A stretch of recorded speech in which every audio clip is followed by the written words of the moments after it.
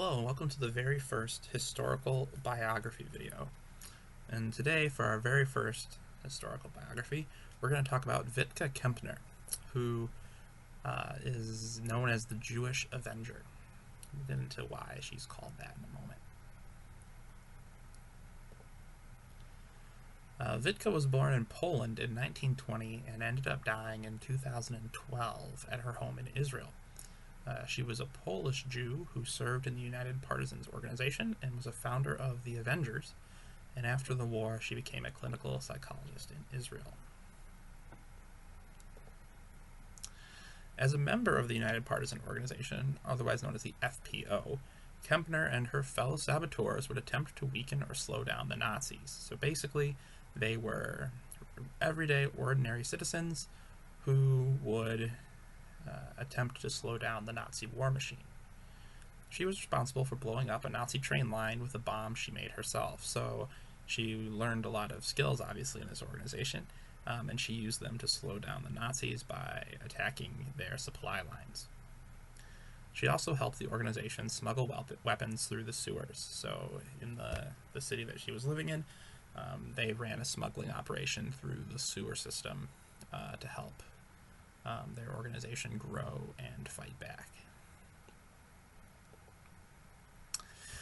After a failed ghetto revolt in Vilnius, which is in Lithuania, the FPO went into hiding and changed their name to the Avengers. The Avengers relocated to the nearby Rudniki forest and continued to sabotage Nazi operations in the area, operating out of the woods instead of out of the city. They managed to destroy Vilnius's power and water systems in the 9 months before Soviet forces arrived to occupy Lithuania. So as you can see, the Avengers were a very effective group that were able to greatly inhibit Nazi operations in the areas within Lithuania that they were operating. After the war ended, her future husband, Ann Kempner,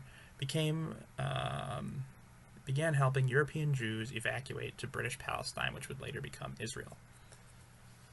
They also founded the group Revenge, which was their sole goal was to take revenge on any Germans that they could come into contact with. Their big plan was to try to poison POWs in Germany, and they managed to coat 2,300 loaves of bread heading for POWs in Nuremberg before they were being forced to flee. No one died from this incident, so people got sick, people got poisoned, but they didn't die from this attempt on these POWs' lives. After a while, her and her husband ended up moving to Israel, where they lived out the rest of their lives. And like I said at the beginning, she died in 2012. Thank you so much for watching this very first historical biography video.